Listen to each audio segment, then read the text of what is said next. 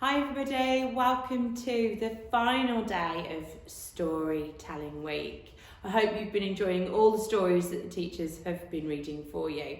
It is a really tricky thing to pick stories, so I've gone for one of my favourite authors, Anthony Brown, who does this one, Into the Forest, and this one is The Tunnel, which year 2 are going to be looking at in the summer term. So I'm not going to give too much away, but I am going to read a little bit of this. So, one night I was woken up by a terrible sound. The next morning, all was quiet. Dad wasn't there. I asked Mum when he was coming back, but she didn't seem to know.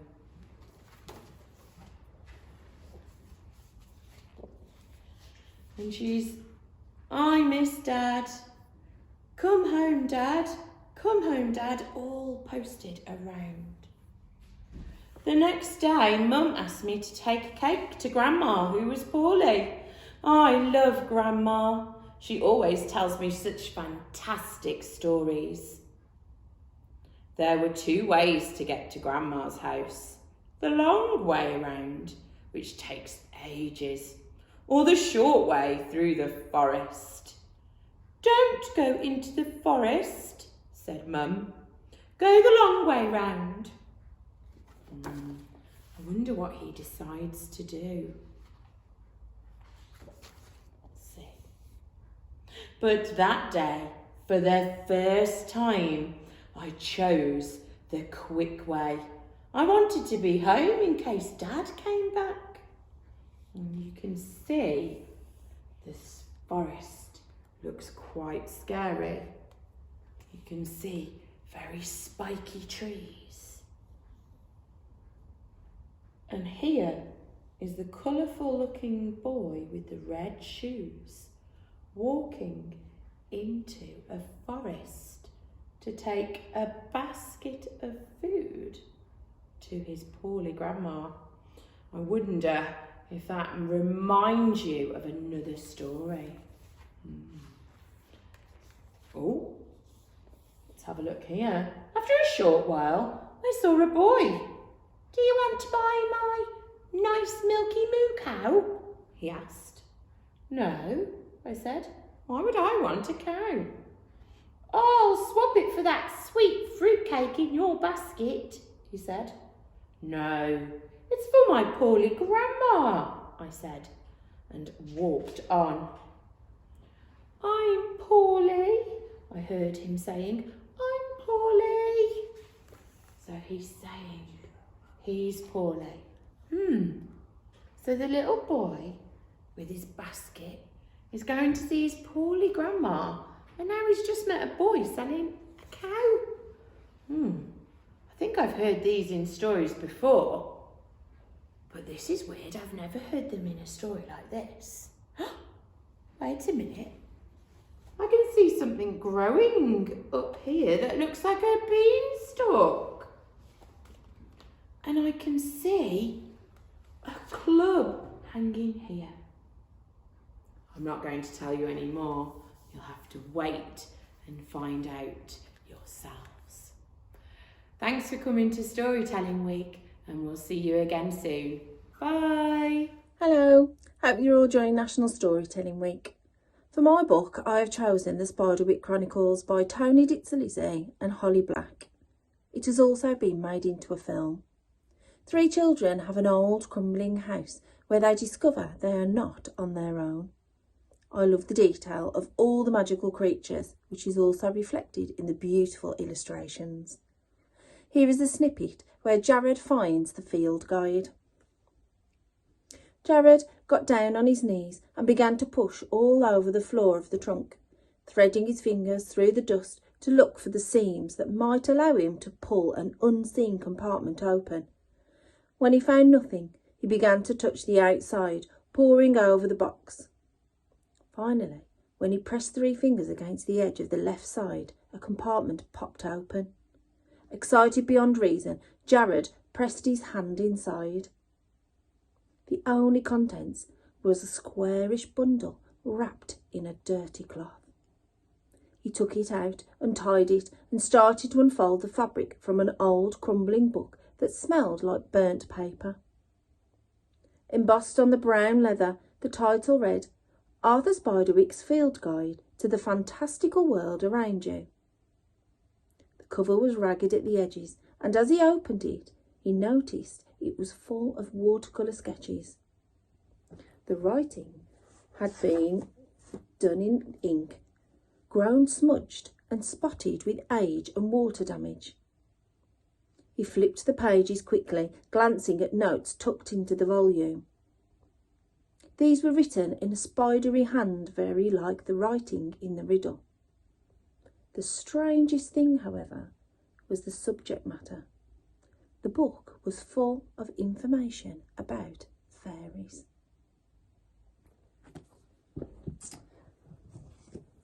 I think I might go and investigate my own garden later and my house to see if I can find some of the magical creatures that are in Arthur Spiderwick's Field Guide. One I might find in my house is one of these brownies. These little creatures that are really helpful. However, if you read the book, you'll find out what happens if you make them mad. Enjoy the rest of the week. Bye. Hi everybody. Right, the book that I want to share with you today is this book. It's called Hugo Cabaret. It's a book that I absolutely love. I've read it myself, I've used it in class with different groups of children, and I've also read it to my own kids. It's just brilliant. At first sight, it looks like a really scary book because it's so big. But actually inside it's full of hidden surprises.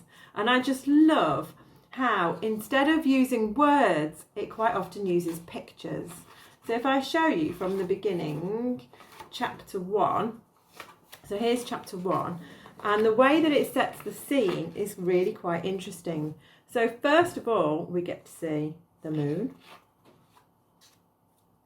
And then as we go through the chapter, we can see where the story is set. So instead of the writer telling us where it's set, we're shown where it's set. So some of you might recognise this place here and have a clue as to where this is set, which city it's in.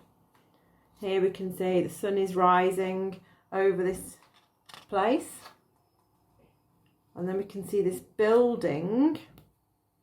And all these are beautiful, they're like sketches, they're really beautiful. And we can see we're going to go inside this building. And we start to wonder where it is, but we can see people in their outfits, and we can start to get an idea of when this is set as well. Here's our lead character. Okay, so this is Hugo. And we can see there Hugo walking up some stairs, and we can see people carrying on their business. And then we can see exactly what this building is. This is a train station. You can see the trains, and we can see Hugo running across. And he's running off down some passageway. We can see he's trying to hide from somebody or something. Here we can see him down one of the passageways. And then we've got to one of these grids. And he's actually going to open that grid and disappear off inside. Once he's inside, he can see this building here. So this is like one of the little shops that you get inside train stations. And here we can see it in a bit more detail. So here we can see the man working there, and we can see this shop is actually a toy shop. There is the man in more detail. We can see he's got a bit of a glint in his eye. What's he seeing out of his eye? What's he watching carefully? Oh, it looks like he's watching the time, the clock. Is there something special about that clock? Ah, well, here we can see inside one of the numbers, we can see an eye. Whose eye do we think that is? Yeah, you're right, it's Hugo's. Hugo's peering through the clock and he's watching this man in this shop. And then it goes into our story, which I'll read to you the first bit. From his perch behind the clock, Hugo could see everything. He rubbed his fingers nervously against a small notebook in his pocket and told himself to be patient. The old man in the toy booth was arguing with the girl. She was about Hugo's age, and he often saw her go into the booth with a book under her arm and disappear behind the counter. The old man looked agitated today. Had he figured out some of his toys were missing? Well, there was nothing to be done about that now. Hugo needed the toys. The old man and the girl argued some more, and finally she closed her book and ran off. So that's just the first little bit from there, but hopefully it gives you a bit of a taster. I urge you, if you can find yourself a copy of this, give it a read. It's really, really good.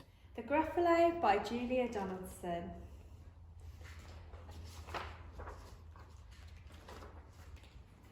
A mouse took a stroll through the deep dark wood. A fox saw the mouse and the mouse looked good. Where are you going to, little brown mouse?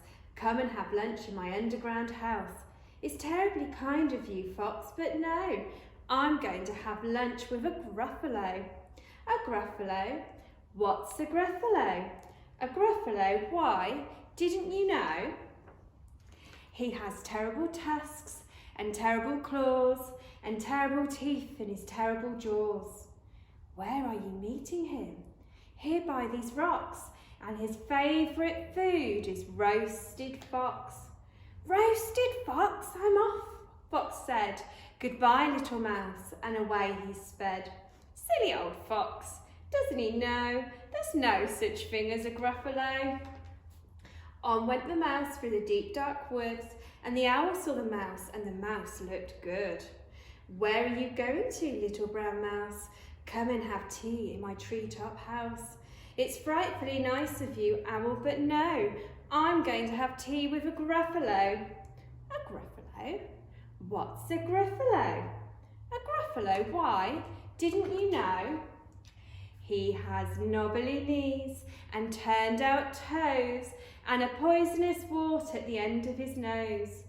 Where are you meeting him? Here by this stream, and his favourite food is owl ice cream. Owl ice cream, to-wit, to-woo. Goodbye, little mouse, and away owl flew. Silly old owl, doesn't he know there's no such thing as a Gruffalo? On went the mouse through the deep dark wood. A snake saw the mouse, and the mouse looked good. Where are you going to, little brown mouse? Come for a feast in my log pile house. It's wonderfully good of you, snake, but no, I'm having a feast with a Gruffalo. A Gruffalo? What's a Gruffalo? A Gruffalo, why, didn't you know? His eyes are orange, his tongue is black. He has purple prickles all over his back. Where are you meeting him? Here by the lake, and his favourite food is scrambled snake. Scrambled snake, it's time I hid. Goodbye, little mouse, and away snake slid. Silly old snake, doesn't he know there's no such thing as a Gruffalo? Oh. But who is this creature with terrible claws and terrible teeth in his terrible jaw? He has knobbly knees and turned out toes and a poisonous wart at the end of his nose. His eyes are orange, his tongue is black, and he has purple prickles all over his back. Oh help, oh no, it's a Gruffalo! And my favourite food, the Gruffalo said, you'll taste good on a slice of bread. Good, said the mouse, don't call me good. I'm the scariest creature in this wood. Just walk behind me and soon you'll see everyone is afraid of me. All right, said the Gruffalo, bursting with laughter. You go ahead and I'll follow after. They walked and they walked till the Gruffalo said, I hear a hiss in the leaves ahead. It's Snake, said Mouse. Why, Snake, hello. Snake took one look at the Gruffalo. Oh, crumbs, he said.